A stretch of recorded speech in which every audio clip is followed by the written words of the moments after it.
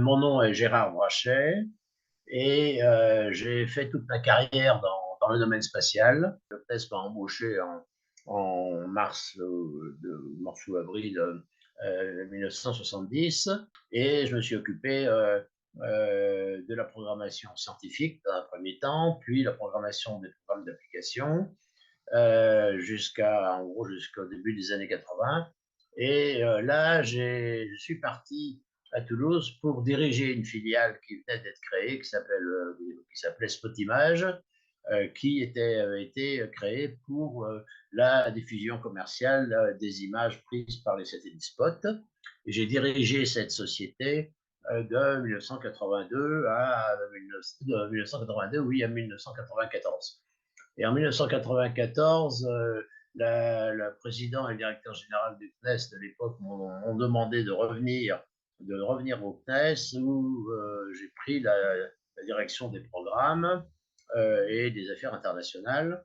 Et puis, peu de temps après, je me suis retrouvé directeur général du CNES en 1997, poste que j'ai tenu jusqu'en 2002.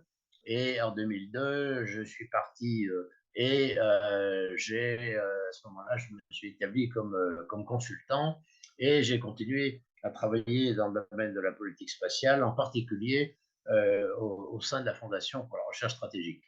Et on peut dire que pendant les 5 ou 6 années qui ont suivi, j'ai même un peu plus, puisque c'était jusqu'à 2015, j'ai beaucoup travaillé pour la Fondation pour la recherche stratégique, tout en ayant d'autres activités, et une en particulier que je voudrais signaler. J'ai présidé, j'ai été appelé à présider le comité des Nations Unies pour l'espace, qui s'appelle le Comité pour l'utilisation pacifique de l'espace, et qui s'est réuni à Vienne. Et je l'ai présidé pendant un an, et pendant 2 ans, pardon, pendant 2 ans.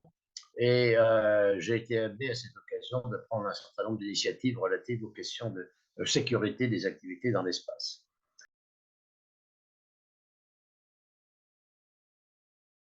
Fin de la Deuxième Guerre mondiale, lorsque les Alliés d'un côté, les Alliés, en particulier les États-Unis et l'Union soviétique, se sont précipités en Allemagne pour récupérer le maximum de personnel et de matériel aussi, résultant en fait des travaux considérables qu'avait fait l'Allemagne dans le domaine des missiles, à partir de ce qu'on appelait les V2, qui étaient les premiers missiles en quelque sorte qui fonctionnaient avec des moteurs fusées. Dans cette période, donc 45, essentiellement 45 et début 46, la Grande-Bretagne et la France ont couru un peu derrière et ont quand même été en mesure de récupérer un certain nombre d'experts allemands dans différents domaines. Et les experts que la France a récupérés ont été en quelque sorte invités à s'installer autour de Vernon, là où était le laboratoire de recherche balistique et aérodynamique, et leurs compétences, en particulier dans le domaine de la propulsion et dans le domaine du guidage, ont permis au LRBA de mettre au point progressivement d'une part un moteur et un engin qui s'appelait le Véronique, et qui est un peu, je dirais, le premier, le plus visible des engins qui a été développé en France et qui est à l'origine ensuite du programme Diamant, du premier programme de lanceur français. Donc on peut dire que là, il y a eu un transfert de compétences qui s'est assez bien passé, qui s'est assez bien roulé, parce que beaucoup de ces familles d'experts allemands, en fait, se sont installés de manière plus ou moins définitive dans la forêt de Vernon. On en voit des traces encore quand on va faire un tour du côté de ce qui était l'RBA à Vernon là-bas.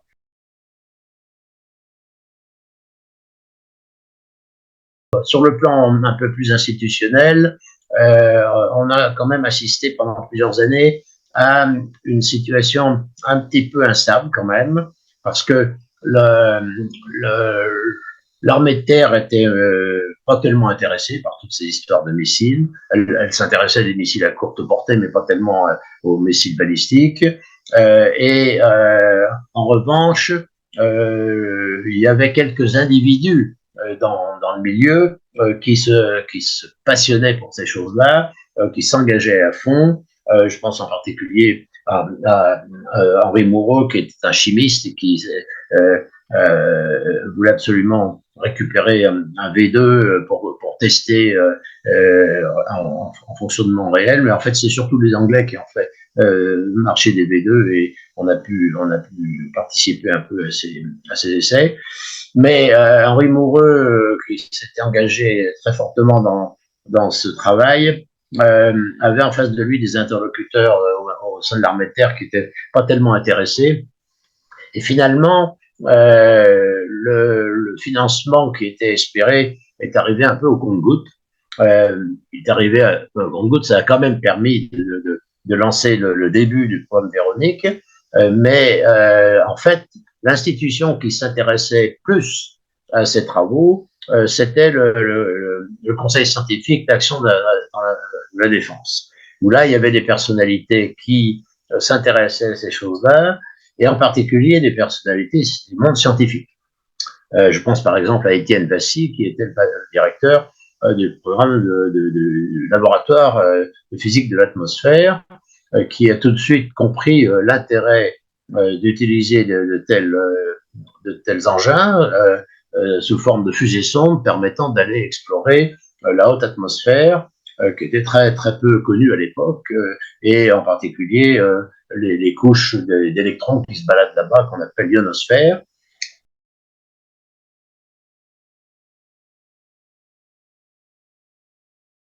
À cette époque, au niveau international, se préparait ce qu'on a appelé l'année géophysique internationale, qui était prévue pour 1957-1958, qui donnait un excellent objectif, en quelque sorte, calendaire, pour organiser des expériences de mesure de la constitution physique de la haute atmosphère et de l'ionosphère, et ces fusées Véronique, tirées depuis le centre d'essai de Colomb-Béchar en sud de l'Algérie, ont permis de réaliser pas mal d'expériences et en montant à 100 km un peu au-dessus, de même faire des premières mondiales, en particulier grâce aux idées du professeur Blamont, qui ensuite a joué un rôle très important dans les premières années du CNES. Et donc, je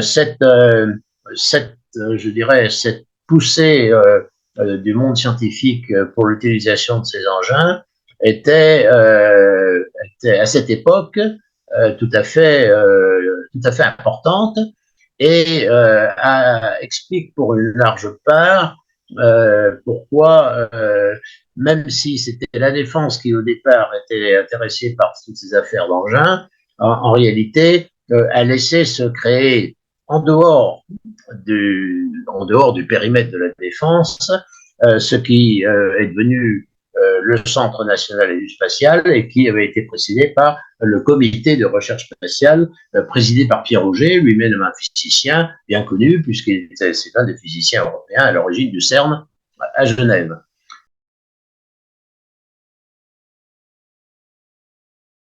Du fait de son arrivée, une impulsion assez forte avait été redonnée aux travaux et aux recherches dans ce domaine-là, avec bien sûr en vue le développement de capacités de missiles balistiques, mais en même temps, plus généralement, un intérêt pour le démarrage d'une réelle compétence française dans le domaine spatial.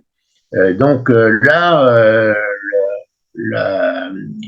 on peut dire que ces années-là, grâce à cette combinaison d'un pouvoir politique donnant une forte impulsion et d'une communauté scientifique qui poussait beaucoup pour qu'on réalise, on ait des moyens de réaliser des expériences dans la haute atmosphère, on a vu le programme Véronique en particulier s'accélérer et déboucher avec d'assez bonnes réussites, une bonne maîtrise finalement de ces technologies, et en même temps, sur le plan industriel, la création d'une société spécialisée qui s'appelle la CEREB, qui finalement a été chargée de développer ces différents types de missiles sur le plan industriel.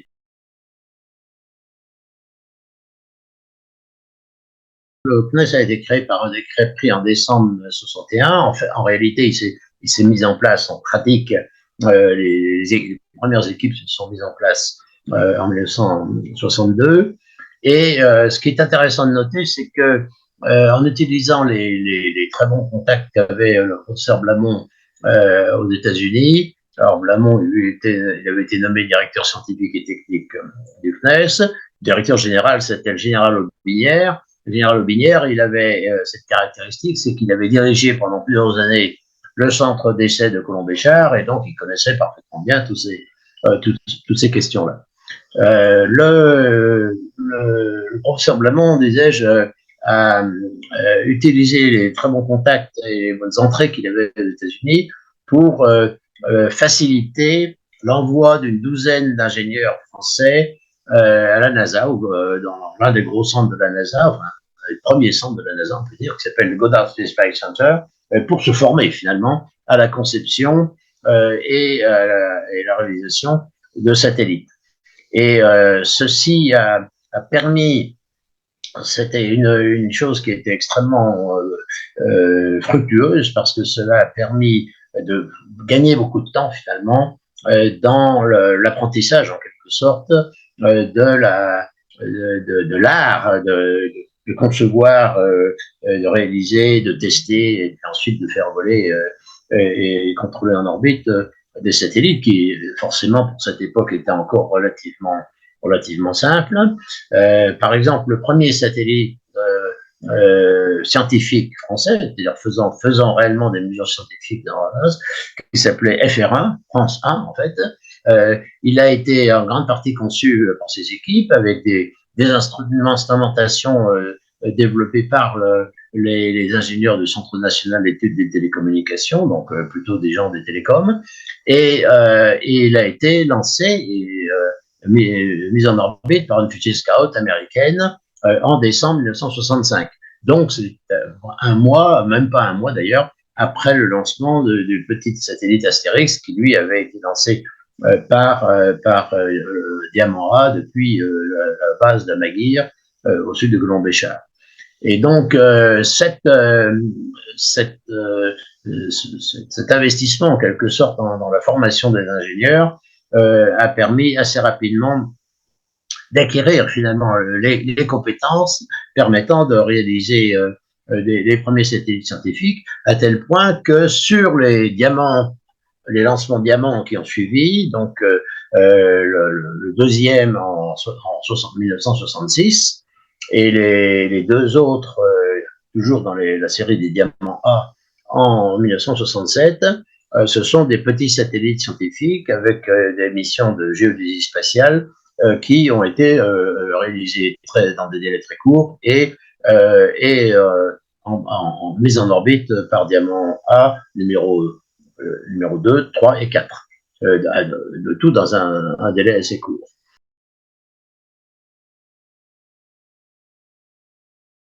La coopération franco-américaine, à cette époque, ne s'est pas arrêtée avec FR1. Au contraire, elle s'est poursuivie de manière tout à fait fructueuse avec un deuxième satellite qui s'appelait FR2 dans un premier temps, et puis qui est plus connu sous le nom de EOL, qui était équipé d'un ensemble de télécommunications permettant de communiquer avec des ballons stratosphériques surpluisés qui ont été lancés de plusieurs bases échelonnées en latitude installées en Argentine, et ces ballons ont été ensemencés en quelque sorte dans la haute atmosphère, enfin dans la stratosphère de l'hémisphère sud, et étant suivis en permanence par le satellite EOL, qui permettait à la fois de récupérer les données mesurer à bord de chaque ballon et puis aussi de calculer leur position dans l'espace, et donc d'assurer finalement le suivi de leur trajectoire. On a réalisé là une expérience tout à fait intéressante de météorologie dynamique, comme on disait à l'époque. Tout ça était toujours dans un cadre coopératif entre le CNES et la NASA. Et d'ailleurs, le satellite EOL avait lui-même été lancé à nouveau par une fusée Scout américaine en 1971. Cette expérience EOL donc marquait une deuxième étape en quelque sorte dans la maîtrise de la conception des satellites, maîtrise qui nécessitait dans ce cas-là de conjuguer finalement l'instrumentation à bord de satellites et les instrumentations très légères à embarquer sous les ballons dont je parlais tout à l'heure. Donc une opération d'une ampleur quand même assez ambitieuse. On a d'ailleurs été, la réussite de cette opération EOL a été à l'origine d'une suite qui est connue sous le nom d'Argos, les fameuses balises Argos, qui ensuite s'est prolongée jusqu'à aujourd'hui, où des instruments fournis par la France sont embarqués sur le satellite météorologique américain et permettent de suivre toute une série de balises embarquées soit sur des ballons, soit sur des icebergs qui se dérivent dans l'Antarctique, soit sur des oiseaux même, sur des animaux. Bon. Et le grand public, en France en tout cas, connaît ça parce que ces balises Argos ont été utilisées lors des premières courses transatlantiques et des courses autour du monde, et permettant à l'époque, de manière relativement simple, de suivre la position des différents bateaux. Donc c'est une je dirais une filière de coopération entre le CNES et la NASA qui s'est établie et qui a très bien fonctionné et qui a bénéficié bien sûr des progrès de la microélectronique, qui fait qu'une balise qui pesait quelques kilos au départ, maintenant tient c'est plus petit qu'un morceau de sucre en fait. Et donc ça permet d'être embarqué sur des objets comme les oiseaux qui sont extrêmement légers. Bon, donc c'est simplement pour dire que cette coopération côté satellite avec les États-Unis a été tout à fait fructueuse, a très bien fonctionné, et comme vous le voyez, elle a démarré donc avec les premiers satellites scientifiques français, FR1 en 65 et EOL en 71. Donc tout à fait les premières étapes en fait de la maîtrise des satellites, et ceci était tout à fait piloté par le CNES.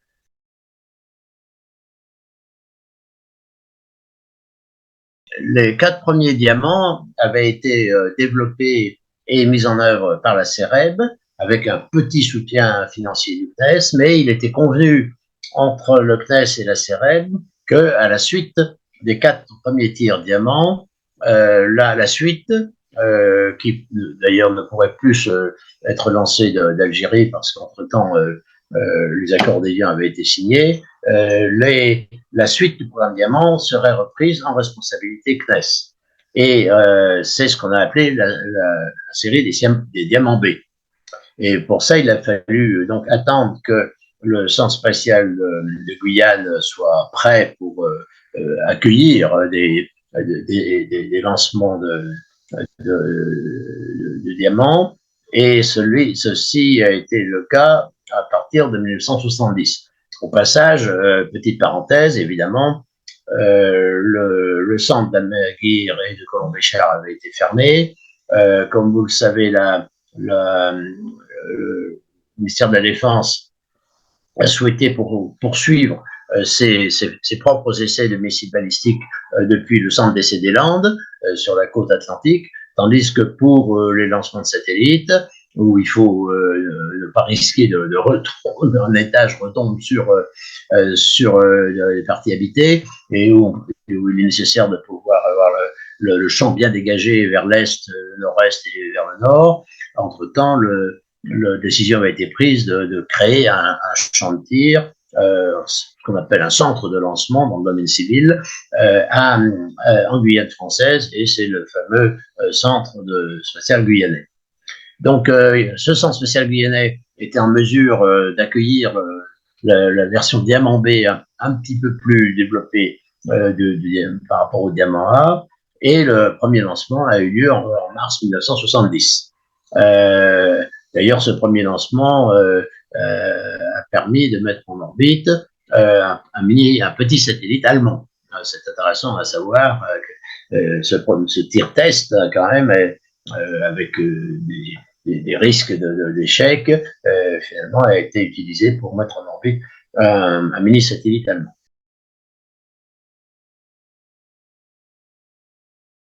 Diamant B a été utilisé à nouveau en 1970, à la fin de 1970, pour mettre en orbite le satellite PEOL, qui était un satellite probatoire de préparation du satellite EOL dont je vous ai parlé tout à l'heure. Et puis ensuite, en 1971, un nouveau lancement de Diamant A permis de mettre en orbite le satellite scientifique D2A, qui était un satellite d'étude de la haute atmosphère, ce qu'on appelle l'aéronomie, et puis une nouvelle version de ce satellite D2A, mais cette fois-ci en orbite polaire, devait être lancée à la fin de la même année, mais malheureusement, pour une raison dont je ne me souviens pas vraiment, ce lancement a échoué. Le lancement de D2A polaire, c'est-à-dire un satellite du même type, mais sur une orbite polaire.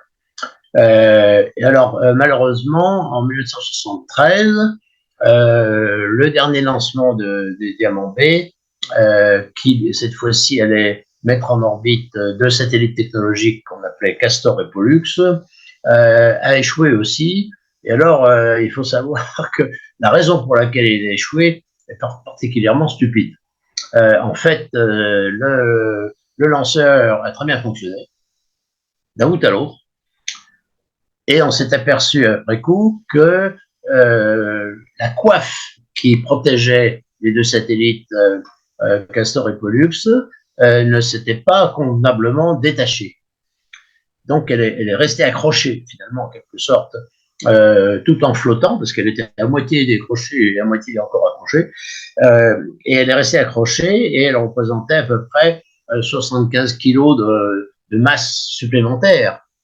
Et bien que le troisième étage ait bien fonctionné, eh bien, il avait quand même 75 kilos de plus à accélérer, et le résultat, c'est qu'il manquait 400 mètres par seconde de vitesse pour atteindre la vitesse prévue pour la mise en orbite. C'est bien que ces deux satellites ont été perdus, alors que en fait, la fusée avait quand même, on peut dire, avait bien fonctionné, en tout cas en termes de pilotage et de poussée. Malheureusement, elle avait 75 kg de charge utile supérieure à ce qui était prévu au départ. Ceci n'a pas, en soi, n'a pas arrêté le programme Diamant, puisqu'une dernière série de satellites améliorés qui s'appelle les Diamant B P4, P4 ça veut dire avec un troisième étage de 4 tonnes d'ergol solide, a eu lieu en 1975, qui ont permis à nouveau de mettre des satellites en orbite, et cette fois-ci en particulier, Castor et Pollux numéro 2 ont été placés sur la bonne orbite lors de ces lancements de 1975.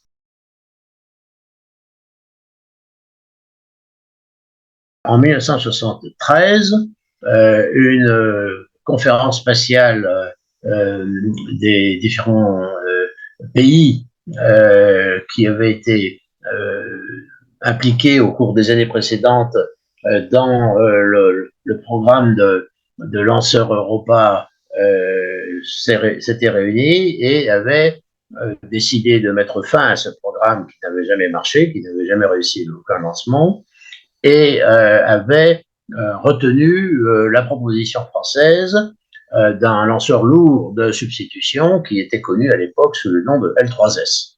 Alors, ça veut dire lanceur de troisième génération de substitution. En fait, c'était une version plus relativement puissante, basée sur quand même, pour une grande part, sur les technologies déjà maîtrisées à travers le programme Diamant, sauf l'étage supérieur qui, cette fois-ci, était un étage à propulsion cryotechnique, donc hydrogène, oxygène, nettement plus difficile à bien maîtriser. Et cette proposition avait été retenue par cette conférence spatiale européenne en 1973, et le programme a été immédiatement baptisé Ariane. Parce que L3S, c'était quand même pas très très joli, et c'était pas très sexy comme nom. Et le ministre en charge de l'espace, le ministre français en charge de l'espace, avait trouvé que ce serait plus joli d'appeler Ariane. Certains prétendent qu'il avait une fille qui s'appelait comme ça et que c'est la raison pour laquelle il avait retenu ce nom, mais je n'ai jamais pu vérifier tout à fait ce point-là. Alors, cette conférence spatiale européenne, elle n'avait pas seulement décidé de démarrer le programme Ariane, qui était une proposition française, mais elle avait aussi décidé de démarrer le programme Space Lab, qui était un laboratoire spatial destiné à être embarqué à bord de la navette spatiale américaine.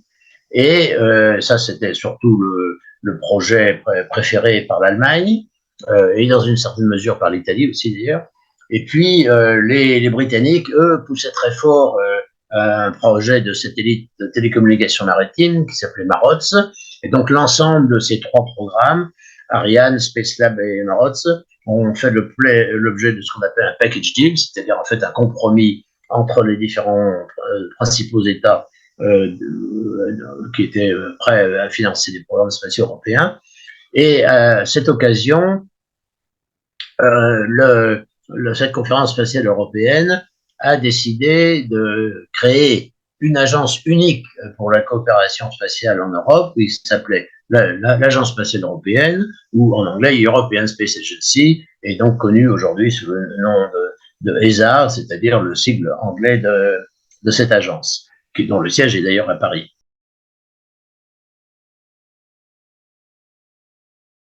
Cette agence a formellement démarré ses activités en 1975, et elle a repris tous les programmes scientifiques qui avaient démarré à la fin des années 60 dans le cadre de l'European Space Research Organization, ESRO, qui était donc essentiellement des programmes scientifiques, et elle a aggloméré finalement autour de cette activité de programme scientifique un certain nombre d'autres programmes qui étaient plus orientés application, comme le programme de télécommunication OTS, Orbital Telecommunication Satellite, et qui avait démarré du temps de l'ESRO, et puis le programme Météosat, qui était un satellite de météorologie placé en orbite géostationnaire, et puis bien sûr le programme Ariane, le programme Space Lab, le programme MAROTS, etc. Et ces programmes ont une caractéristique importante, c'est que ce sont des programmes facultatifs ou optionnels, c'est-à-dire que les États membres de l'ESA disent si ça les intéresse d'y participer, et s'ils sont intéressés, c'est eux qui décident eux-mêmes le taux de leur participation, qui est évidemment en fonction de leur capacité industrielle, puisque l'ESA, dans sa convention, garantit à chaque État qu'il va recevoir sous forme de contrat industriel au minimum 80% de ce qui a été investi par l'État en question. Donc, nous avions une nouvelle configuration en Europe, avec une nouvelle agence assez beaucoup mieux outillée en quelque sorte pour gérer des programmes, et du point de vue français, un programme phare là au milieu qui est le programme Ariane. Et alors, ce programme Ariane, il avait quand même une caractéristique tout à fait étonnante, c'est qu'il n'était pas géré directement par l'ESA, et l'ESA, n'ayant pas de compétences lanceurs propres, elle avait les compétences satellites, mais elle n'avait pas de compétences lanceurs. L'ESA a accepté que la gestion technique du programme soit assurée par la direction des lanceurs du CNES.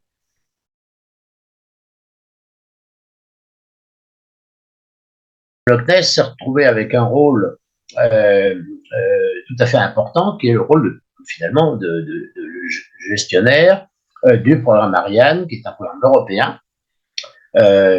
Toutes les installations développées au titre du programme et toute la propriété intellectuelle appartient à l'ESA, mais c'est le CNES français qui gérait le programme au nom et pour le compte de l'ESA. Et donc les contrats industriels étaient passés par le CNES vers les différents industriels concernés par ce programme. Et donc c'est devenu évidemment le programme phare du point de vue français, pas du point de vue des Anglais, puisqu'ils n'y participaient même pas. Les Allemands y étaient à 20%, les Italiens y étaient à, je crois, 12%, donc à un niveau relativement élevé. Par contre, on avait aussi quand même une participation significative des autres pays comme la Belgique, les Pays-Bas, la Suède, un petit peu l'Espagne, etc. Donc, c'est vraiment un programme européen, mais qui était quand même avec une présence française assez forte. D'ailleurs, la France finançait le programme au départ, en tout cas, à hauteur de 65%, ce qui est beaucoup. Mais la France était le seul à avoir un peu d'expérience dans ce domaine, expérience qu'elle avait acquise avec le programme Diamant. Donc, ce démarrage de ce programme Ariane, dans un contexte européen, a eu quand même une conséquence pour le CNES majeure, c'est que d'une part, il lui donnait un rôle de pilote du programme, mais en même temps, et on peut dire qu'il prenait tout l'argent, parce que c'est un programme ambitieux, où la France s'engageait à un niveau élevé, et donc il a fallu trouver des économies par ailleurs. Et les économies, elles ont été trouvées tout simplement en décidant d'arrêter le programme Diamant. Alors, l'arrêté du programme Diamant, ça a été un peu un crève-cœur, parce que quand même, on arrivait à un stade, en particulier avec les 3 succès des diamants BP4 en 1975, on arrivait à un stade de bon contrôle, finalement, de ces technologies. Et les conséquences ont été aussi que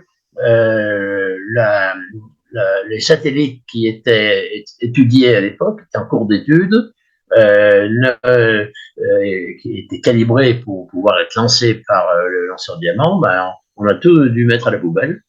Et toutes ces études ont été arrêtées et instruction a été donnée aux équipes, en particulier aux équipes du Centre spécial de Toulouse, puisqu'il avait, entre-temps, il s'était installé dans la région de Toulouse. Les équipes ont été priées de travailler sur des projets qui soient plus, je dirais, compatibles avec les capacités de lancement de futurs Ariane. Alors, oui, on est en 1975.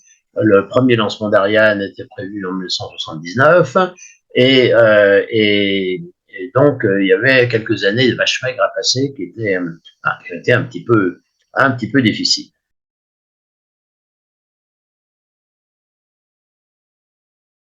Le directeur général, à partir de 1976, était Yves Sillard. Et Yves Sillard, c'était l'homme d'Ariane, c'était l'homme qui était, avec son adjoint Frédéric Dallès, était les hommes à l'origine du programme Ariane.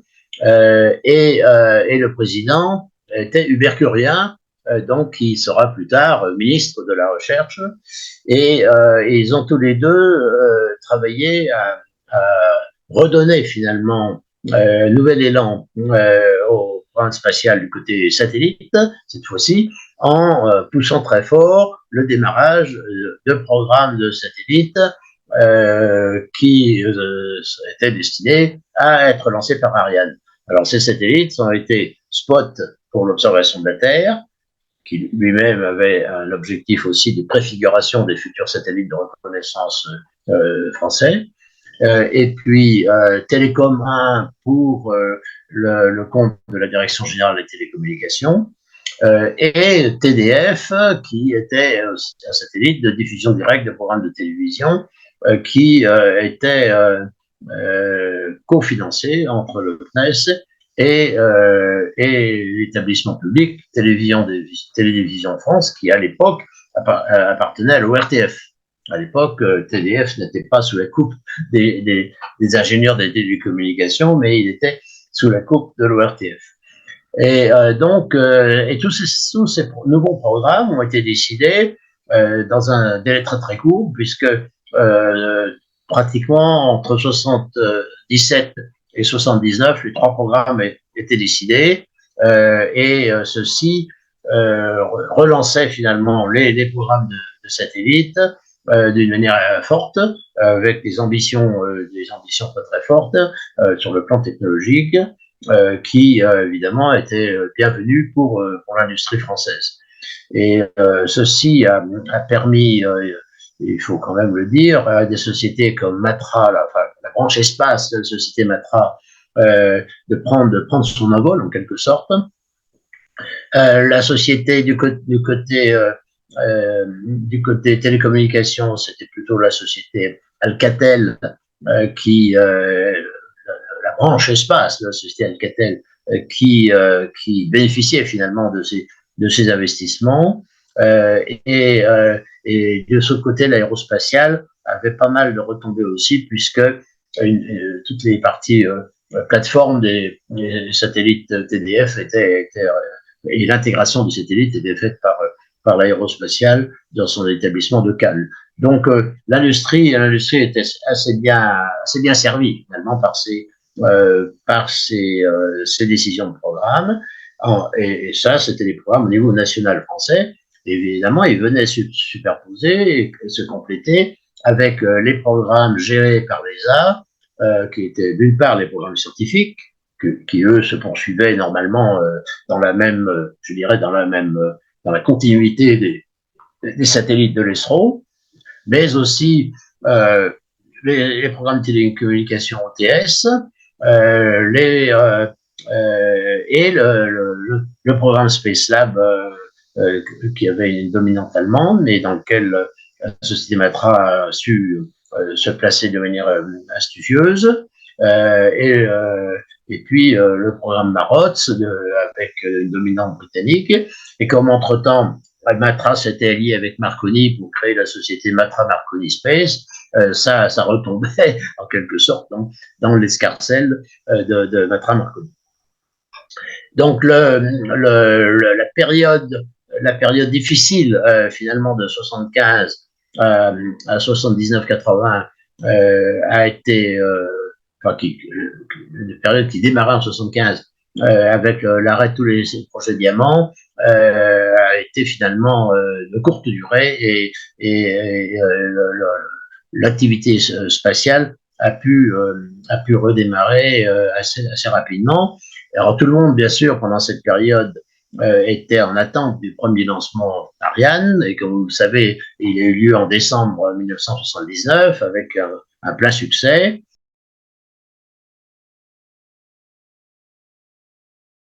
Le CNES a mis sur la table européenne une proposition qui était considérée comme tout à fait révolutionnaire à l'époque, qui était de créer une société d'exploitation des lanceurs Ariane.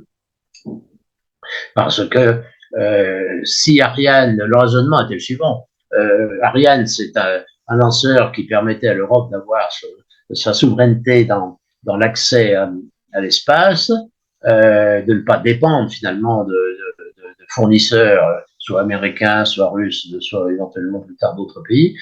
Mais comme le montant et le nombre de commandes publiques ou gouvernementales pour les lancements Ariane est forcément un petit peu limité en nombre.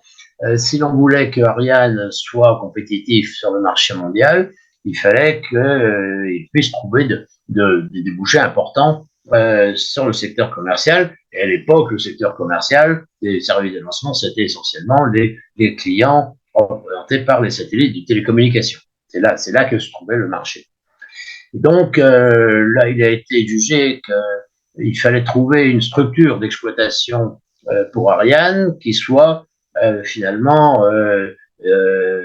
vraiment tournée vers le marché, et qui ne soit pas une structure gouvernementale trop dépendant de telle ou telle décision politique.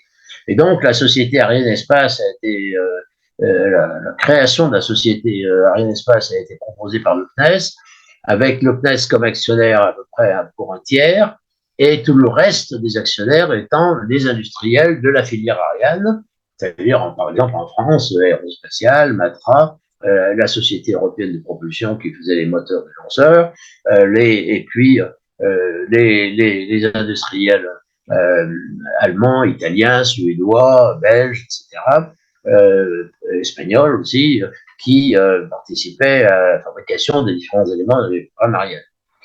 Et donc, cette proposition a été jugée tout à fait révolutionnaire. Elle n'a pas été très, très facile à vendre à nos partenaires européens, mais finalement, je dirais la raison l'a emporté et la société a pu être créée dès 1980, c'est-à-dire très, très rapidement après le premier lancement. Et comme la suite, eh bien, c'est que Arianespace a pu reprendre finalement l'exploitation après 7 ou 8 vols qui étaient, eux, restés sous la responsabilité de l'ESA, et elle a pu développer, comme on l'espérait, sa pénétration du marché international, qui à l'époque était un petit peu un monopole des Américains, il faut bien le dire, sachant que du côté russe, les Russes, ils lançaient leurs satellites avec leurs propres lanceurs, et il n'y avait pas de marché commercial ouvert à l'époque.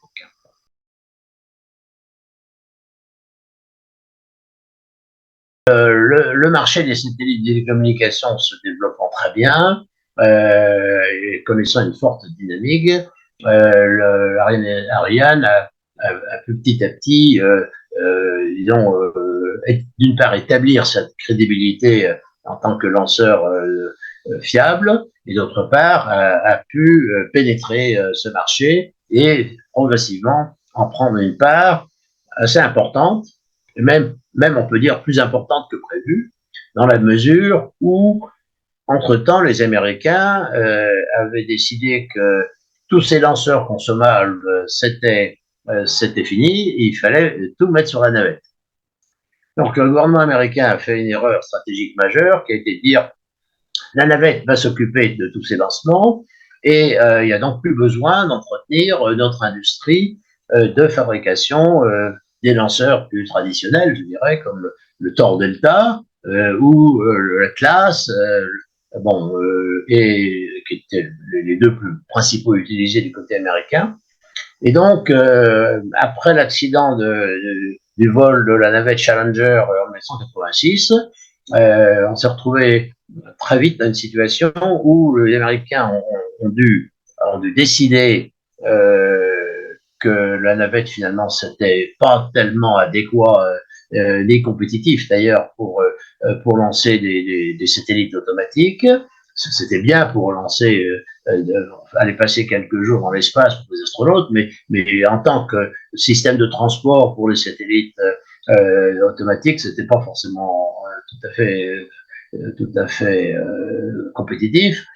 Et donc, ils ont fait un nouveau virage stratégique et ils se sont dit il faut qu'on remette en route nos usines de production de lanceurs traditionnels. Pour être tout à fait franc, d'ailleurs, c'est surtout la défense américaine qui a pris ce virage beaucoup plus vite que la NASA, parce que la défense, elle avait des besoins de lancer ses satellites, elle avait besoin de lancer ses satellites GPS en particulier à l'époque, et elle s'est retrouvée quand même pendant un an ou deux, elle avait sans aucun lanceur disponible. Alors donc, il y a eu là un espèce de créneau tout à fait inattendu en quelque sorte, imprévu, un créneau d'opportunité pour Ariane pour prendre une place encore plus importante que ce qu'on avait pu espérer sur le marché des lancements. Alors quand je dis Ariane, bien sûr, je parle surtout d'Ariane 4, parce qu'après le lancement d'Ariane 1 en 1979, il y a des versions améliorées qui ont été mises au point, l'Ariane 2, Ariane 3, et puis ensuite, surtout, à partir de 1988, si je ne me trompe pas, Ariane 4, qui a été le principal lanceur, on peut dire, dans le monde occidental, jusqu'à la fin des années 90. Et à la fin des années 90, là, une nouvelle version avec une configuration assez différente, qui s'appelle Ariane 5, a commencé à voler à partir de 97, et on peut dire a pris le relais progressivement à partir des débuts des années 2000. Donc Ariane 4 a eu en gros à peu près 12 à 14 ans d'exploitation avec grand succès, avec un rythme de lancement qui était d'ailleurs assez étonnant, puisque je me souviens que certaines années, il y avait 12 lancements par an avec Ariane 4, ce qui était une cadence relativement, enfin, c'était considéré comme une cadence relativement élevée. Et donc, voilà un petit peu le résultat de cette décision très, très importante de créer la société Ariane Espace. Pour la mettre d'ailleurs en perspective, il faut se rappeler que les Américains, eux, n'avaient pas franchi ce pas-là.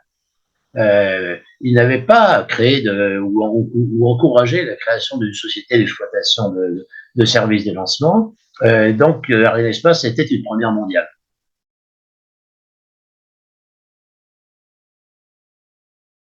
Toute une série de satellites ont été décidés dans la fin des années 70, destinés à être lancés par Ariane. Et donc, le premier d'entre eux, c'était Spot, satellite d'observation de la Terre, qui a été lancé en 1986. Il a très bien fonctionné.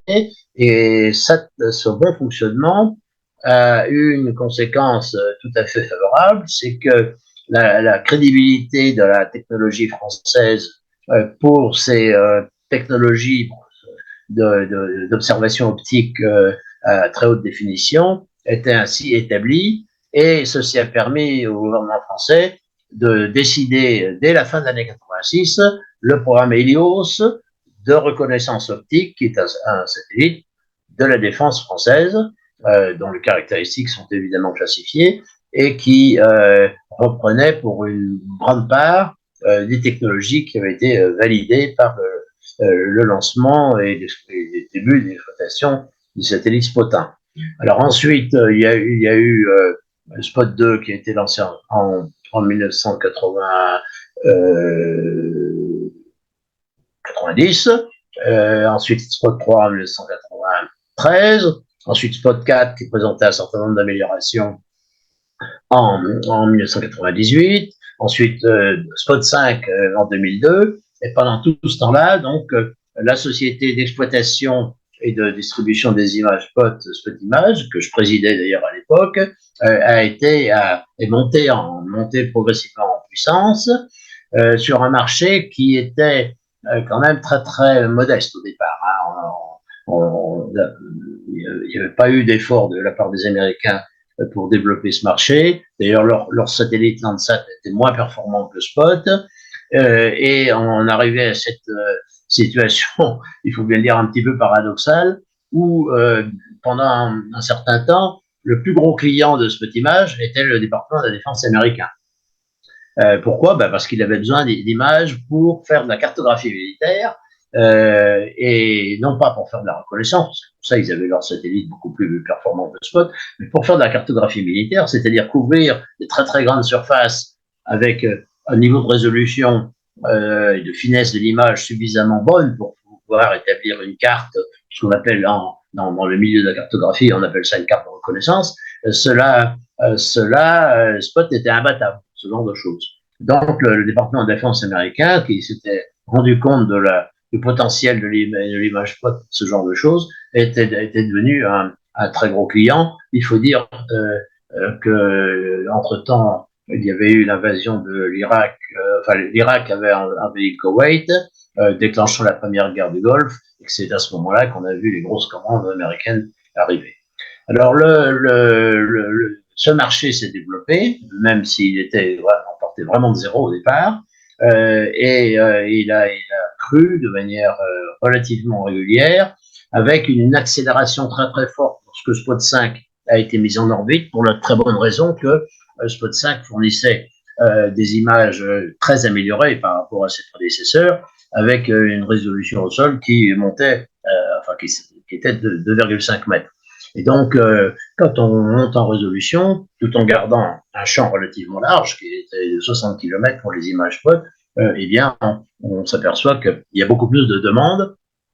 Et l'une des bonnes illustrations de ce phénomène, c'est qu'on a vu arriver un deuxième gros client américain, cette fois-ci du secteur civil, c'est la société Google. Google est devenu très rapidement, au début des années 2000, donc après le lancement de Spot 5, le premier client civil de Spotimage. Donc c'était intéressant parce que c'était l'époque où finalement d'une part les techniques de manipulation d'images s'étaient beaucoup développées grâce évidemment au progrès de l'informatique. Et puis, Internet était arrivé entre temps, et donc l'échange de très gros fichiers vers les clients devenait beaucoup plus rapide, beaucoup plus facile à organiser, et ceci permettait la création de très grosses bases de données, comme celle de Google Maps, qui vous permet d'avoir très rapidement accès à une image satellite à peu près n'importe quelle zone du monde. Donc c'était un nouveau marché finalement qui est apparu, qui était quand même très dépendant de la disponibilité de moyens de communication à très haut débit et de manipulation de bases de données de grande taille. Alors ça, c'était une bonne évolution, et elle s'est traduite par, in fine, par le fait que la société Matra, qui entre-temps avait changé de nom, était devenue Astrium, et puis ensuite elle a été intégrée dans le groupe EADS, devenu depuis Airbus. Cette société a racheté petit à petit les parts des autres actionnaires de Spotimage, et finalement a intégré cette société au sein de la branche défense-espace d'Airbus. Et donc maintenant, elle continue, mais elle est à l'intérieur de la branche espace, plus précisément de la branche espace et défense de la société Airbus.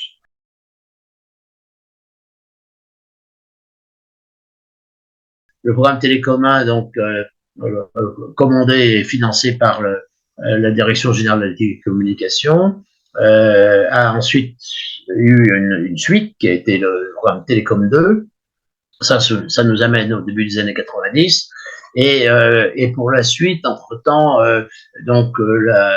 cette Direction générale des communications est devenue France Télécom. France Télécom est devenue Orange aujourd'hui. Et ces opérateurs qui sont devenus complètement privés ont préféré que la suite de ces satellites de télécommunications se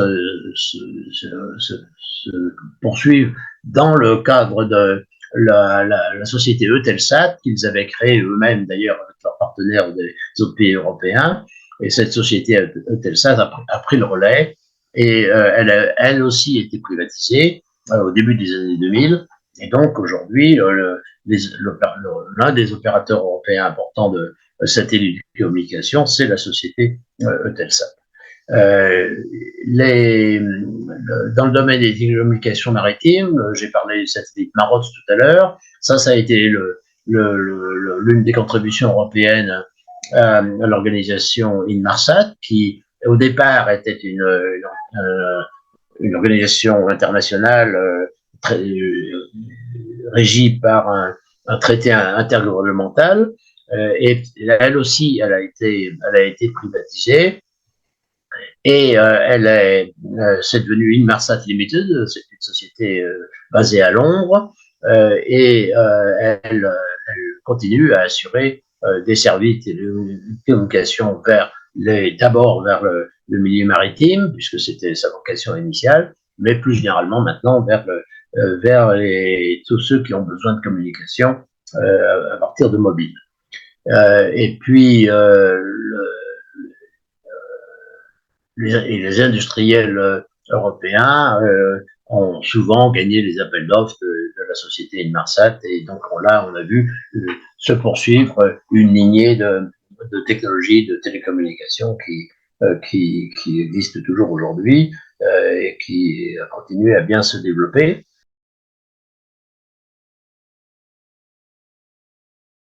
Lors d'une visite du général de Gaulle en Union soviétique, en 1966, un accord a été signé, coopération spatiale franco-soviétique, qui permettait d'une part, qui ouvrait des perspectives de coopération dans le domaine de l'étude scientifique de l'espace, et qui permettait aussi d'envisager l'envoi d'un cosmonaute français à bord d'un véhicule soviétique. Et ceci a permis de démarrer une activité dans ce domaine-là, qui a amené le CNES à sélectionner un premier groupe d'astronautes qui ont été se former à la Cité des Étoiles près de Moscou. Et le premier vol d'un astronaute français, à savoir Jean-Loup Chrétien, a eu lieu à bord d'une station Salyut soviétique. Alors, j'essaie de me rappeler si c'était en 1982, je crois, mais je ne suis plus tout à fait certain de la date, en fait. Et cette série s'est poursuivie ensuite avec d'autres astronautes français qui ont volé soit sur Salyut, soit plus tard sur la station internationale, mais enfin sur la station Mir soviétique d'abord, dans un premier temps, puis ensuite plus tard la station internationale. Alors parmi ceux-ci, je crois qu'il faut citer en particulier Claudie Héniré, qui était la première cosmonaute femme française à voler dans l'espace et qui a volé sur la station Mir. Son mari Jean-Pierre, lui, avait déjà volé sur Salyut et fait aussi un vol de longue durée sur la station Mir en 1999.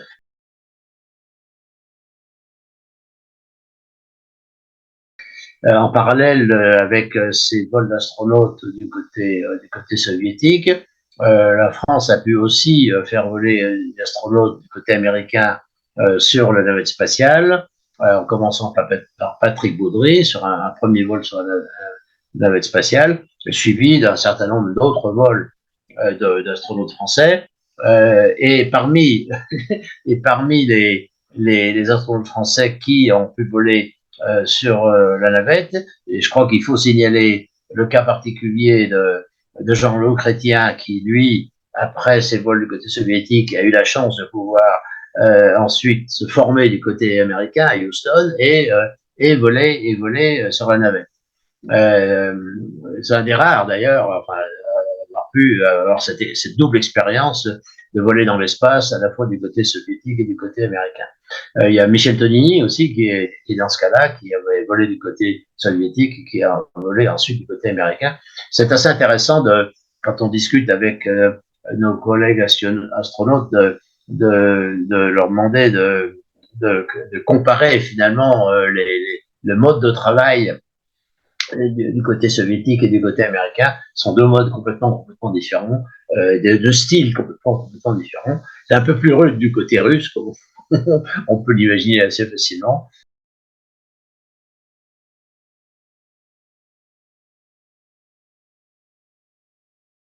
Nous avons eu la chance d'avoir des scientifiques français qui ont été sélectionnés par la NASA pour embarquer des expériences à bord de ces sondes interplanétaires et donc de ramener les résultats, d'être aux premières loges en quelque sorte dans ces missions scientifiques.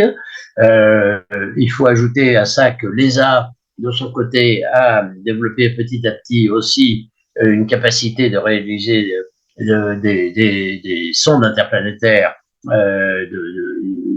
tout à fait compétitives sur le plan scientifique. Une des premières grandes réussites, ça a été la mission de rendez-vous avec la comète Halley, qui a eu lieu en 1986 et qui a été lancée par Ariane. Donc c'était quelque chose de tout à fait notable. Plus récemment, une mission là aussi intégralement gérée par l'ESA avec une très très forte présence scientifique française à bord, c'est la mission Rosetta qui a été déposer un petit module sur une comète, et cela en 2014 si ma mémoire est bonne, et ceci était une première mondiale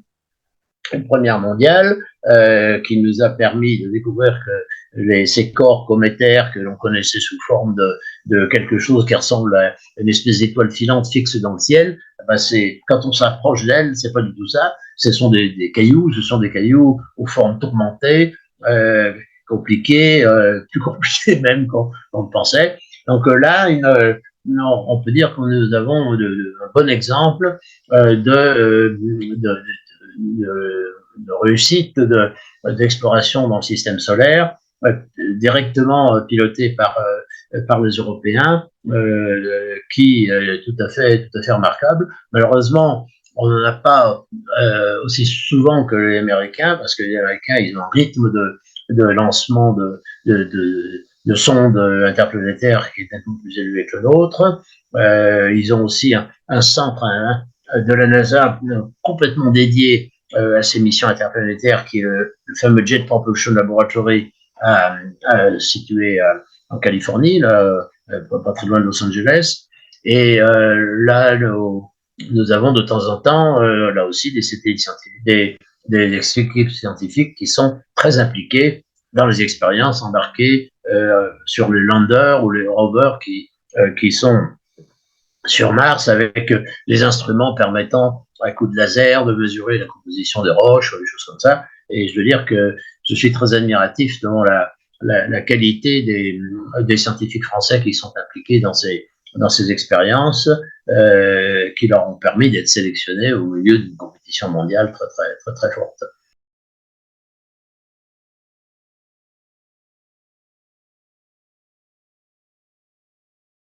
L'un des programmes démarré à l'époque de l'ESRO, l'European Space Research Organization, donc avant la création de l'ESA, était le programme Météosat.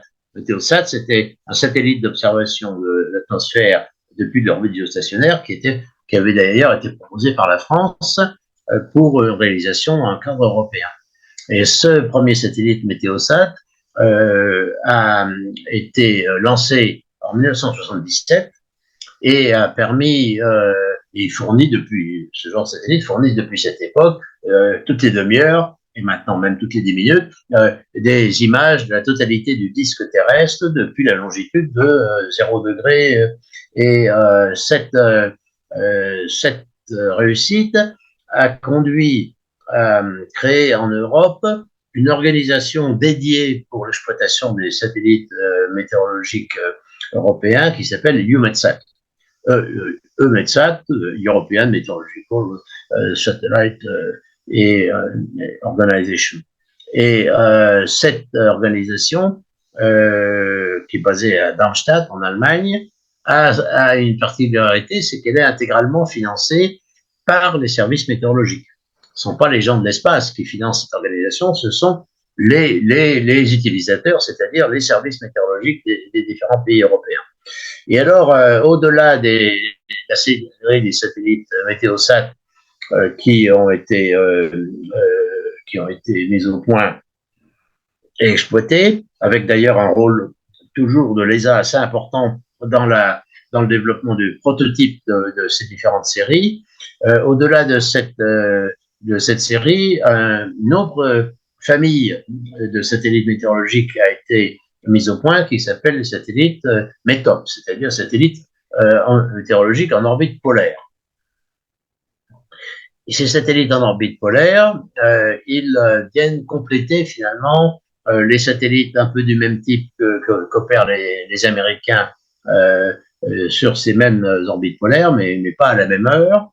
Et il y a un accord de coopération qui fonctionne assez bien entre EUMETSAT du côté européen et la NOAA américaine, National Ocean and Atmospheric and Oceanic Administration, qui permet à des instruments fournis par les Américains d'être embarqués sur les satellites européens et inversement.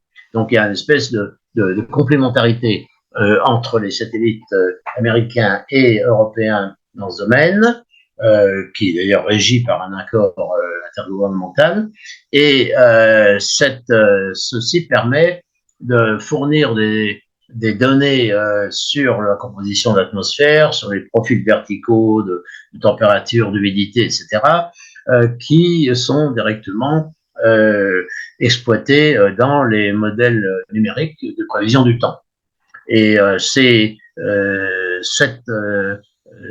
on peut dire que ce domaine a atteint un niveau de maturité tout à fait étonnant et de qualité aussi tout à fait étonnant, qui est illustré par le fait que la dépendance de ces modèles de prévision du temps à la bonne fourniture des données des satellites est devenue tout à fait considérable. Et alors, ce qui est à noter, c'est que nous avons été capables en Europe de créer cette agence régionale, EUMETSAT, financée par les services météo, suffisamment tôt pour que le système soit bien stabilisé maintenant, avec l'ESA mettant au point les prototypes de chaque série de satellites et EUMETSAT prenant le relais pour financer leur lancement, leur exploitation et le coût de construction des satellites qui suivent. Et c'est un modèle tout à fait remarquable et je crois unique au monde, puisque il n'y a pas d'équivalent dans d'autres régions du monde. Certains aimeraient bien en faire autant ailleurs, mais si vous regardez ce qui se passe en Asie, il y a les satellites qui observent la zone, ce sont plutôt des satellites japonais. Sur l'océan Indien, ce sont des satellites indiens, et sur les Amériques, ce sont en fait des satellites américains qui sont positionnés, en gros, un à l'est et un à l'ouest des États-Unis pour couvrir la zone. Donc c'est un système qui fonctionne bien. Et puis ces satellites météorologiques ils récoltent des informations de plus en plus qui ne sont pas uniquement utilisées pour la prévision du temps à court terme, mais qui sont aussi utilisées pour l'étude du climat, et l'évolution du climat, le réchauffement climatique, etc. Et certains types de mesures sont particulièrement, particulièrement recherchés pour surveiller l'évolution du climat. Et il y en a une en particulier sur laquelle je voudrais insister, c'est la mesure de l'évolution du niveau moyen des océans. Vous savez que quand vous lisez les articles sur l'évolution du climat, on vous parle de l'évolution du niveau moyen des océans et du fait du réchauffement climatique qui est de l'ordre de 3 mm par an.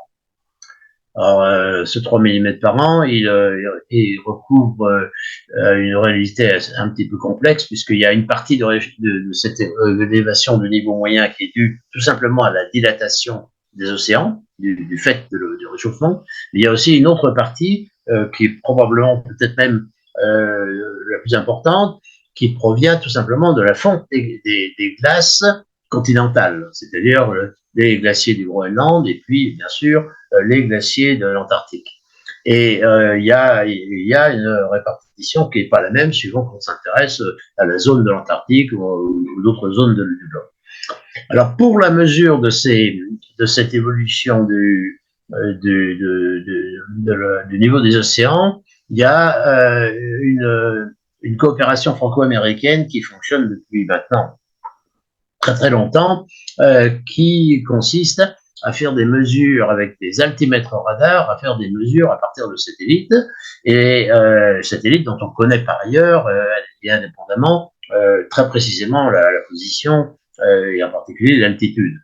Donc, le premier satellite de cette série, c'est le satellite Topex Poséidon, qui est un satellite franco-américain qui a été lancé par Ariane en 1992 et qui a permis de démarrer une série de mesures qui se poursuit encore actuellement et qui permet de vérifier ou de mesurer au cours du temps cette fameuse évolution du niveau moyen des mers. Alors, ce satellite Topex Poséidon, il a été suivi d'un satellite un peu moins complexe et un peu plus compact qui s'appelle Jason 1, qui a été lancé en 2001, réalisé en France d'ailleurs, et puis il a été suivi par un Jason 2 quelques années après, un Jason 3, et même maintenant il y a un relais qui est pris par les satellites qui maintenant sont financés par EUMETSAT, donc de la liaison avec EUMETSAT dont je parlais il y a quelques instants, puisque EUMETSAT, dans sa mission, s'intéresse non seulement donc à la prévision météorologique, mais aussi à l'évolution du climat. Et donc nous avons là des moyens tout à fait étonnants de qualité pour assurer en continu un suivi de l'évolution de la topographie, ce qu'on appelle la topographie océanique. Et alors, dans cette série de satellites très, très pointus, finalement, qui font ce genre de mesures, le dernier a été lancé l'année dernière, il s'appelle SWOT, ce qui veut dire Sea and Water, alors le haut, c'est pour Observation and Tracking. En tout cas, c'est un satellite franco-américain qui se contente pas de faire des mesures altimétriques sous la trace du satellite, mais qui regarde à droite et à gauche et par des techniques d'interférométrie assez sophistiquées permet d'avoir finalement une description de la topographie de la surface de l'eau, et pas uniquement sur les océans, mais aussi sur les surfaces d'eau continentales, essentiellement les grands lacs et certains grands fleuves. Et donc, les premiers résultats, d'ailleurs, de ce satellite commencent à apparaître aujourd'hui. Je ne saurais pas vous en donner une synthèse très, très précise, parce que c'est encore un peu tôt, mais il semblerait avoir tout à fait les qualités de résultats attendus. Mais si j'insiste sur ce type de mesure, c'est parce que nous avons là un très bon exemple de ce que peut produire une coopération, en l'occurrence en ce cas-là essentiellement entre la France et les États-Unis, qui a très bien fonctionné sur le plan technologique, et qui en même temps a stimulé une compétition sur le plan scientifique, dans l'exploitation des données reçues par ces satellites, tout à fait fructueuse. Et c'est cette combinaison je dirais, de coopération et de compétition entre les groupes de recherche scientifique qui fait avancer la science, en fait. Donc là, on pense que nous avons là un très bon exemple de ce qui se fait de mieux au plan mondial dans le domaine de la recherche scientifique à partir des moyens spatiaux.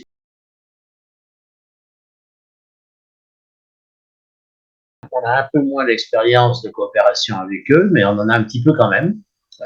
D'une part, avec des programmes de coopération entre l'ESA et l'administration nationale chinoise pour l'espace, mais aussi au niveau français. Par exemple, il y a 3 ans, on a lancé un satellite d'observation des océans, donc important les instruments français et les instruments chinois, a été mis en orbite et qui donne d'assez bons résultats. Donc il y a quelques expériences qui marchent bien de coopération avec la Chine dans ces domaines.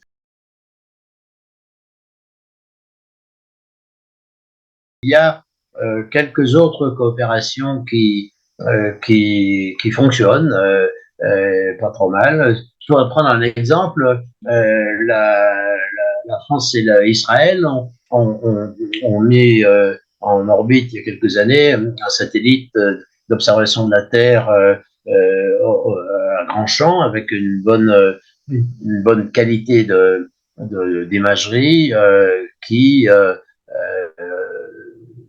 semble avoir donné de bons résultats.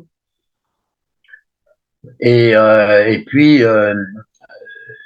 d'autres coopérations se font aussi sur un mode bilatéral de temps en temps avec des pays comme le Brésil, avec des pays de plus en plus d'ailleurs ces coopérations se font à un niveau de coopération universitaire.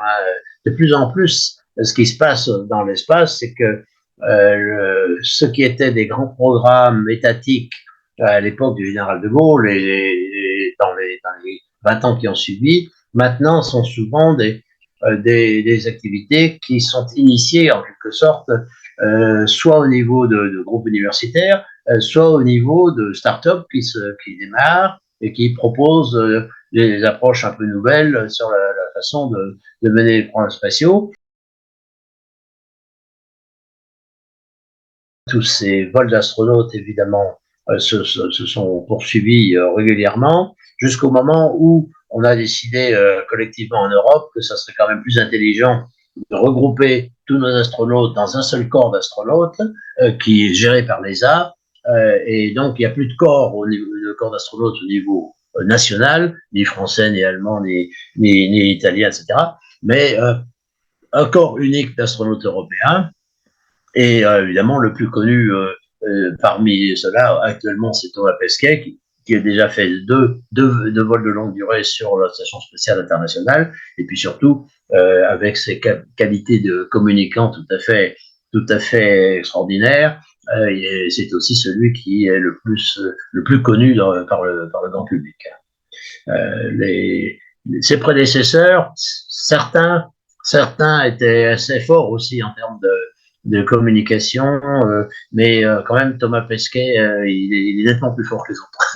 Bon, tant mieux, parce que c'est quand même la perception. On sait bien que la perception par le grand public des activités spatiales passe en particulier par le fait que l'homme de la rue, en quelque sorte, se projette à travers les astronautes et se projette finalement. Et il considère que les astronautes le représentent, les représentent en quelque sorte dans l'espace, et donc ils sont assez attachés finalement à cette expérience. Il y a d'ailleurs tout un domaine d'études scientifiques qui s'est développé autour de ces vols d'astronautes, qui portent à la fois sur des expériences sur le comportement de la matière en absence de pesanteur. Donc ça, c'est de la physique essentiellement, la physique de la matière condensée.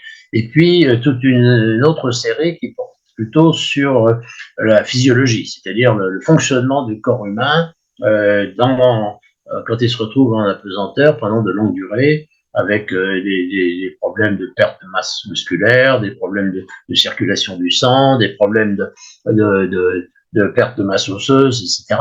Et donc, il y a tout un pan d'études de domaine de la physiologie qui a pu se développer à travers ces vols dans l'espace, et en particulier à travers les vols de longue durée, où là, on peut observer en fait tout à fait l'évolution du fonctionnement du corps humain sur des longues durées en apesanteur.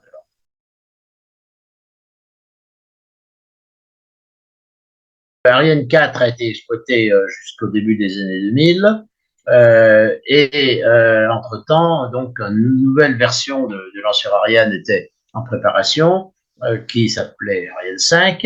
Le premier lancement d'Ariane 5 a eu lieu en juin 1996 et malheureusement a échoué parce qu'il y avait un problème de logiciel au niveau de la centrale de guidage qui faisait que la centrale n'avait pas supporté des accélérations un peu fortes qu'il y a sur Ariane 5, qui sont beaucoup plus fortes que sur Ariane 4, qui sont du fait qu'il y a deux gros boosters sur les côtés du corps central d'Ariane 5 qui fait qu'il décolle beaucoup plus vite. Ariane 5, ça décolle comme un missile en fait. Bon. Alors, ce problème a été identifié très rapidement, et donc le deuxième lancement d'Ariane 5 a pu avoir lieu en 97 avec succès. Le troisième lancement a permis de tester la capsule ARD de rentrée atmosphérique, et puis Ariane 5 a poursuivi sa carrière très brillante au cours des années qui ont suivi. Comme beaucoup de gens le savent, le dernier lancement d'Ariane 5 a eu lieu au mois de juin 2023. Et pourquoi est-ce que l'Ariane 6, la génération suivante, n'est pas encore prête? Eh bien, tout simplement pour une raison très simple, c'est que la décision de faire Ariane 6 a un peu trop attendu. Elle n'a été prise en fait qu'en 2014. Et si l'on compare avec ce qui s'était passé au cours des précédentes générations, on découvre très vite que en fait, la décision Ariane 6 est arrivée un peu trop tard. Elle aurait dû être prise au plus tard en 2012 et peut-être même en 2010. Et donc, cela explique qu'on a cette situation tout à fait désagréable où on a terminé l'exploitation du lanceur Ariane 5 cette année. Il n'y en avait plus en fabrication depuis quelques années. Et puis, on n'a pas encore qualifié la suite Ariane 6. Alors, Ariane 6 présente quand même une différence très importante par rapport à Ariane 5, c'est que son étage supérieur est un étage complètement nouveau, et un moteur complètement nouveau, qui a la caractéristique d'être réallumable. C'est-à-dire qu'on peut l'allumer une fois qu'on est en orbite, on peut l'allumer pour déposer finalement, on peut le réallumer plusieurs fois pour déposer des charges utiles sur des orbites successives. Ça, c'était pas possible avec Ariane 5 et en fait, le marché demande que l'on puisse faire ce genre d'opération. Donc, il y a donc des éléments tout à fait nouveaux, pas tellement au niveau du premier étage, mais plutôt au niveau de l'étage supérieur sur Ariane 6, qui explique qu'il n'a pas été possible d'aller plus vite pour faire tous les essais. D'ailleurs, ils ne sont pas tout à fait terminés, donc les essais, je crois qu'il y en a encore un qui doit avoir lieu pour qu'on puisse complètement être certain que le premier lancement sera effectué vers la fin du deuxième trimestre ou plus tard au début du troisième trimestre de l'année prochaine.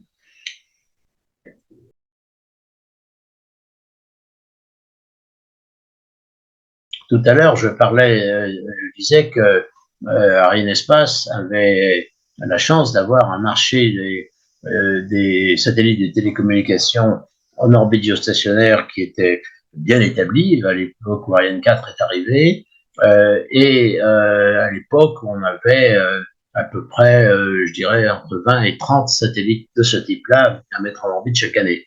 Et Ariane arrivait à en récupérer au moins la moitié, quelquefois même un peu plus que la moitié. Maintenant, c'est plus du tout le cas. Maintenant, c'est plus du tout le cas. Il y a beaucoup moins de satellites en orbite géostationnaire commandés par les opérateurs. Il y en a encore quelques-uns, mais beaucoup moins quand même. Et est apparue une nouvelle architecture, en quelque sorte, des satellites de télécommunication qui consiste à placer un assez grand nombre de satellites sous forme de constellations qui orbitent autour de la Terre à une altitude beaucoup plus basse, ce qui permet d'avoir des temps de latence pour la transmission des signaux aller-retour entre le sol et les satellites, qui est beaucoup plus court, et d'être tout à fait en phase, en quelque sorte, avec la demande de communication à haut débit de type accès à Internet et avec des exigences sur les temps de latence qui sont beaucoup plus fortes. Donc, Ariane 6 arrive sur un marché où il y a beaucoup moins de demandes pour l'orbite géostationnaire et il y a beaucoup plus de demandes pour placer des satellites sur des orbites intermédiaires, soit relativement proches de la Terre, pour ces fameuses constellations, soit aussi pour des orbites à ce qu'on appelle à altitude moyenne, qui sont les orbites des satellites de navigation comme GPS, Galileo ou les autres satellites de ce type. Et puis, il y a aussi, pour être tout à fait complet, il y a aussi d'autres orbites autour de 3000 km d'altitude qui sont utilisées de temps en temps aussi pour des missions de télécommunication. Donc, on a aujourd'hui une structure du marché qui fait que les lanceurs lourds du type Ariane 5, Ariane 6 sont peut-être, on va avoir la vie un peu moins facile.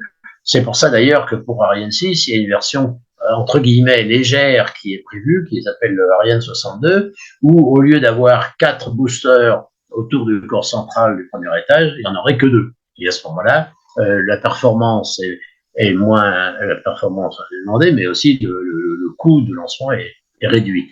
Et ceci redonnera à Ariane 6 une flexibilité par rapport aux attentes du marché nettement meilleure que celle qu'avait Ariane 5, qui n'avait pas cette flexibilité. Par contre, Ariane 4 avait cette flexibilité dans les années 90, puisqu'on pouvait justement choisir les boosters à coller au corps central du premier étage en fonction de la mission fixée à chaque lancement. Donc la tâche va être un peu plus difficile pour Ariane 6 qu'elle avait été à l'époque pour Ariane 4. En plus, entre-temps, la concurrence s'est quand même beaucoup transformée. La concurrence aujourd'hui, c'est quand même surtout les lanceurs Falcon 9 de SpaceX du côté américain, qui lancent avec une cadence tout à fait étonnante.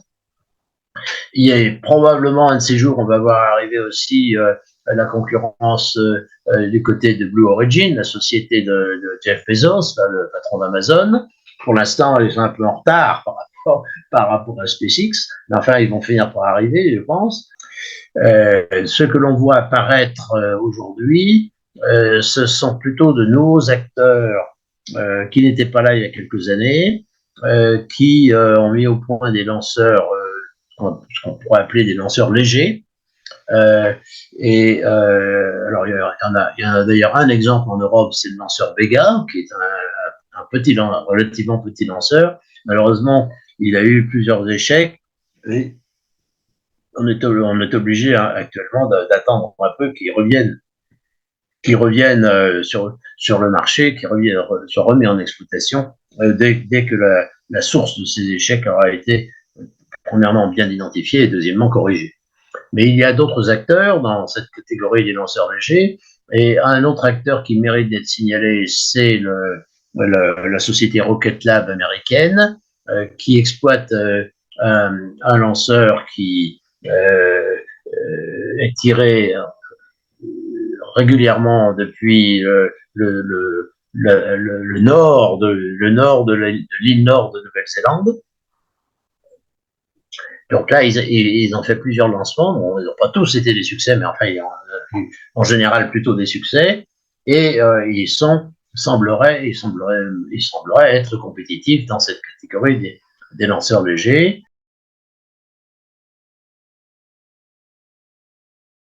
Il y a une demande aussi de plus en plus forte en provenance de ce qu'on appelle les micro- et nanosatellites. Parce que dans ces constellations dont on parlait tout à l'heure, les satellites ne sont pas forcément très gros. Il y en a certains qui sont tout petits. Et il y a d'ailleurs beaucoup de startups un peu partout dans le monde qui font des micros et des nanosatellites. Alors, un microsatellite, typiquement, c'est quelque chose qui fait autour de 50 kg, et un nanosatellite, c'est quelque chose qui fait autour de 10 kg, en ordre de grandeur, hein, bien sûr. Avec le progrès de la technologie, en particulier le progrès dans la microélectronique, il est possible de faire dans un microsatellite ce que l'on faisait dans les années 80 avec un gros satellite. Il y a des progrès tout à fait fantastiques qui ont été réalisés. Et donc, il y a une demande maintenant pour ce qu'on appelle des micro-lanceurs. Alors, micro-lanceur, c'est pas un terme que j'aime beaucoup parce qu'on a l'impression que c'est un lanceur de taille toute petite, très réduite. En fait, non, c'est un lanceur qui permet de lancer des microsatellites. Et donc, il y a une demande. Il y a une demande, et cette demande, jusqu'à présent, elle était satisfaite d'une manière un peu artificielle, c'est-à-dire que les micros et mini-satellites, ils se faisaient lancer comme passagers à bord de gros lanceurs. Et ils payaient d'ailleurs à la marge. Quelquefois même, ils payaient rien du tout. Bon. Mais de plus en plus, ce marché n'est plus, comment dirais-je, n'est plus satisfait par l'offre d'embarquer comme passager, tout simplement parce que quand vous êtes embarqué comme passager, vous contrôlez ni la date à laquelle vous allez être lancé, ni l'orbite sur laquelle vous allez être placé. Or, là, de plus en plus, ce marché des microsatellites, il demande à pouvoir être lancé à des dates relativement précises, en tout cas sans trop attendre, et puis surtout sur des orbites bien précises, surtout quand vous faites partie d'une constellation. Et donc, ce marché commence à s'organiser, commence à exister de manière autonome et impose vers les opérateurs de services de lancement toute une série de contraintes ou d'exigences en tout cas qui fait qu'il faut que ce marché, ces services s'adaptent. Et c'est la raison pour laquelle on voit apparaître petit à petit, à la fois aux États-Unis, en Europe et même en Chine, comme je le disais tout à l'heure, des startups qui proposent de mettre au point des micro-lanceurs permettant de lancer des microsatellites. Alors, encore une fois, les micro-lanceurs, ils sont pas si petits que ça quand même, hein, parce qu'il faut quand même monter en haute atmosphère et puis donner une impulsion pour atteindre la vitesse orbitale. Donc, c'est pas si petit que ça, mais c'est la charge utile qui est petite. Et le défi pour ces micro-lanceurs, c'est d'arriver à un coût par kilo mis en orbite qui soit compétitif. C'est pas forcément très facile. Et en tout cas, ce qui est sûr, c'est qu'on voit apparaître des nouveaux acteurs. En Europe, on en compte une bonne quinzaine. Hein. Bon, il y en aura peut-être que deux ou trois qui déboucheront réellement sur des lancements réussis, mais c'est quand même frappant de voir qu'il y a beaucoup d'initiatives qui apparaissent et qui n'existaient pas il y a quelques années. Il est en train de se diversifier beaucoup, de s'appuyer sur un nombre d'acteurs de petite taille beaucoup plus nombreux. Et puis, comme ils demandent une infrastructure au sol qui est plus légère pour leur mise en œuvre, on voit apparaître aussi toute une série d'initiatives pour des centres de lancement qui sont plus les gros centres de lancement comme celui de Cap Canaveral ou celui de Guyane, mais qui peuvent être des mini-centres de lancement, et c'est déjà le cas d'ailleurs pour le petit centre de lancement qui est au nord de la Nouvelle-Zélande. Alors aujourd'hui en Europe, on voit apparaître les Suédois voudraient bien que leur centre de lancement de fusées sonde à Kiruna soit utilisé pour des lancements vers le nord pour des microsatellites. Les Norvégiens qui ont une base de lancement à Andoya dans le nord de la Norvège aimeraient bien eux aussi qu'elle soit utilisée pour des lancements de microsatellites. Les Britanniques encouragent l'installation d'infrastructures de ce type-là en Écosse. On voit même les Portugais qui proposent qu'on puisse tirer depuis les Açores, parce qu'évidemment, depuis les Açores, le champ est assez libre quand on tire vers l'est, vers le nord-est ou vers le nord, etc., etc. Donc, il y a une prolifération d'initiatives, non seulement dans le domaine des micro-lanceurs, mais aussi dans le domaine de bases de lancement un peu rustiques, en quelque sorte, adaptées aux besoins des micro-lanceurs.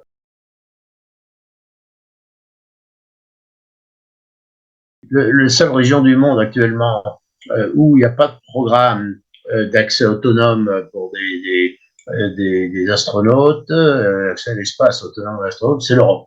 Et ça, c'est pas normal. Parce qu'on n'a pas fait en temps voulu l'effort nécessaire. Comme j'ai pas eu le temps de parler du programme Hermès de début des années 80 qui était enfin de la fin des années 80, début des années 90, qui a été abandonné, qui était une initiative française, mais il est temps aujourd'hui que l'Europe se réveille un peu dans ce domaine et je pense qu'elle a toutes les technologies dont elle a besoin sont à peu près dominées par notre industrie en Europe. Et il faudrait qu'à un niveau politique, une décision soit prise assez rapidement, j'espère dans les années qui viennent, pour que l'Europe dispose de ses propres moyens d'envoyer ses propres astronautes dans l'espace, rejoindre la station spatiale tant que la station spatiale est encore là, et puis les successeurs de la station spatiale à partir de 2030 et au-delà.